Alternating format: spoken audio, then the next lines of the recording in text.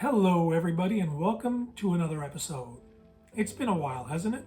But I just wanted to do a random Nintendo Switch video. I'm going to be talking about some hidden gems, some games that I picked up, some games that I want to play, and some games that I'm currently playing. Kind of a hodgepodge of thing. So, no specific topic. Just wanted to get in front of the camera and make a video because I haven't done it in a while. But I wanted to start things off with Slay the Princess. Now, I don't know if you guys have played this game or heard about it or not, but this is very, very high on my to-play list. I actually wanted to beat this game for Halloween, but never got around to it. So hopefully, within the next month or so, or probably a few weeks, I can start and finish this game. Really looking forward to Slay the Princess. I'm curious, have you guys played it? If so, let me know what you thought of it. So let's talk about a game that I have beat. As a matter of fact, I just completed roll the credits on this yesterday, and that is Into the Breach.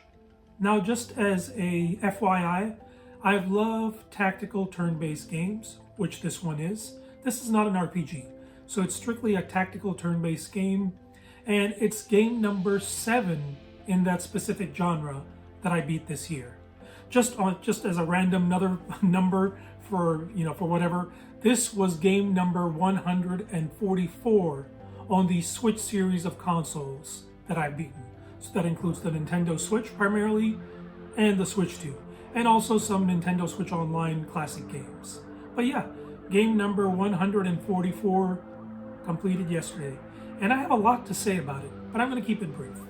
I really enjoyed this tactical turn-based game. I don't know if you guys have heard of 13 Sentinels or not, but it's a game that people have sung praises, in all sorts of hidden gems, great games that people really enjoy. But one common complaint is that the combat in there kind of sucks. Well, if they would just implement something like this combat system with a game like that, I think it would be perfection.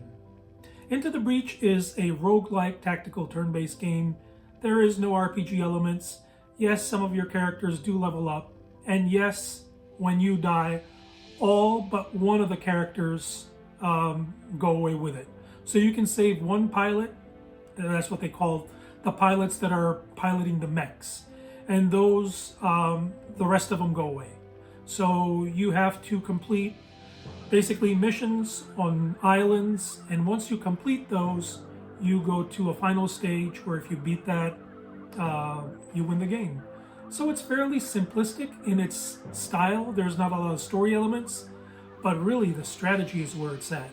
Not only do you have to be careful of how you position your troops, your mechs, you get 3 of them per battle, but also you have to be really careful on where the enemy is placing their mechs or bugs, what turns they're taking to fire or basically engage in combat, and also which ones are going to be spawning for the next turn. There is a lot going on with this game. Very, I will say, involved, and definitely strategy heavy. If you like those types of games, I think Into the Breach is definitely worth looking into. But once again, not an RPG. It is strictly a mech-based, tactical, turn-based strategy game, but very good one at that. Let's talk about another Code Recollection. Now, this is a game that I completed the first part way back, I want to say in 2024, I believe. But the second part, I barely touched and then I stopped playing it. Well, I want to get back to another Code Recollection. I want to finish the duology of games in here because I really enjoyed the first one. And I have been on a visual novel kick. So this, well, it's not really a visual novel. This is more of an adventure game. But yeah, I really want to play another Code Recollection. Really enjoyed the first one. And from what I've heard, the second one is better. So cannot wait to try this one. Let's talk about Pokemon Legends ZA. This, of course, is a Nintendo Switch 2 edition, and I've been playing a lot of Pokemon Legends ZA. My initial thoughts. Well, so I've gotten to around the 6-7-ish hour mark in the game, so I'm not terribly far in. but so far so good. I really do like the new combat system. It is not a action combat, but it's more of an active time combat system. Think Xenoblades, kind of similar to that. So your Pokemons are on a cooldown and then they basically do their moves. And, you know, some positioning and things like that are kind of important so that you can avoid damage. But I really like that dynamic because it speeds up the game quite a bit. The battles are really fun. Personally, I don't care about how the buildings look. I know that's the common controversy with Pokemon Legends ZA, that the buildings look terrible. I really don't care. I don't go for the buildings. I go for the Pokemon. And yeah, they're really well implemented. So yeah, this is not going to be anything super amazing to those who are familiar with the Pokemon franchise. Maybe a lot of them are going to complain because it's not your traditional game, but so far so good. I'm really liking it. I said I'm playing a lot of visual novels, or here's one of them. This is another game that I completed in 2025. It is called Iwakura Aria, and this is a, let's see, what would you call it? Sort of a mystery romance visual novel. I guess that's what a lot of them are. But you know, the key thing with a visual novel is you have to get one thing right. And that one thing, of course, is story. If you don't get the story right, then your visual novel is going to suck. Well, Iwakura does a really good job in storytelling. It keeps you basically on your heels throughout its, I want to say, 10-hour campaign, somewhere around that. It's not a terribly long game, but it is very text heavy. A lot of the decisions that you make will lead to one of several endings. I unlocked one and I didn't bother to go back and play others. That's my style. When I play a visual novel, I just go for one ending, whatever it may be, and then I'm done with it. The exception being some of the 999 Virtues Less Reward games. Those, I go a little bit further. But for this one, if you're into visual novels, you want to play something a little bit more hands-off, a little bit more novel, with a good, very mysterious story, has some romance in it, check this one out. I liked it. Oh, beautiful artistic style as well. Very, very pretty. Whoever did the art on this, they're very talented. Amazing. A game that I picked up that I have not played yet, the Turok Trilogy, or whatever it's called, the Turok 3-pack. Now, back when I had the N64, I never bothered to get Mario 64 on it. I got Wave Race, I got Turok, and I also rented Blast Corps. So those were my three main games that I would play when I had the N64. But Turok got a lot of playtime. So I have some nostalgia. So when I saw this three-pack, I said, you know what? It's time to play maybe some of the other two games and also complete the first one, because I don't remember ever beating the original Turok. So hopefully I can get to that soon enough. We'll see. Finally, let's talk about Final Fantasy Tactics: The Ivalice Chronicles. This was another game that I completed in 2025.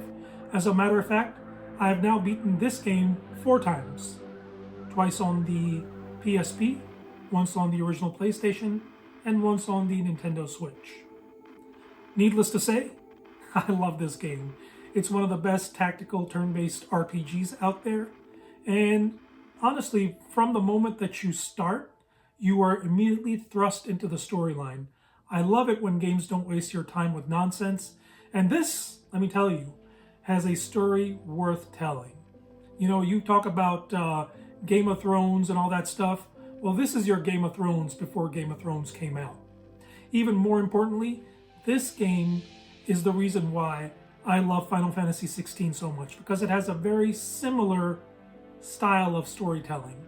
You have to play this and 16 to kind of understand what I'm talking about. But I really enjoyed it, enjoyed the remake. The graphics look pretty good. And there's one thing, my one complaint about the graphics is the character models.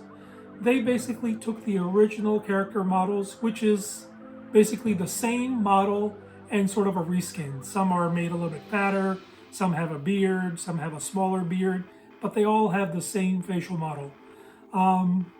Very, very small gripe, not the biggest deal, but just something that I notice whenever I played this game, or whenever I have played this game, which is 4 times now. One thing that cannot be emphasized is just how amazing the soundtrack of this game is. Every single piece of music that you listen to throughout the game is a masterpiece. One of my favorite soundtracks of all time, a great musical score, and honestly, it doesn't get old. I still go back and listen to the music. Once you beat the game, or maybe even before that, you can go back and listen to all the soundtracks that are in the game, and I love it. So, if you don't know, there is a major hurdle around the end of chapter 3, is it? Yes. So, a lot of people have to go back and either grind, and in some instances, back in the day, you couldn't do that. But this, once you beat chapter 3, you're pretty much done with the game. Because later on you unlock characters that just make everything unfair. They're way too OP. But yeah, till you get there, you're going to have to do some grinding. So just as a quick tip, I want you to focus on 3 main job series. You can focus on others too, but these 3 ones will get you over that proverbial hump. 1, ninja. Super important. You really want to be proficient in that. Preferably your main character, who is Ramza. 2, monk. Another very powerful class in this game. Definitely a lot of benefits to having a monk because they can heal, they can do a lot of damage, and overall they're just a very solid character. And 3rd, very importantly, chemist. Just strictly because of their ability to throw and do damage from far away. If you have those 3 classes unlocked and you've developed your characters, you should have no problem getting over the obstacle. Great game. Just a fun fact about this.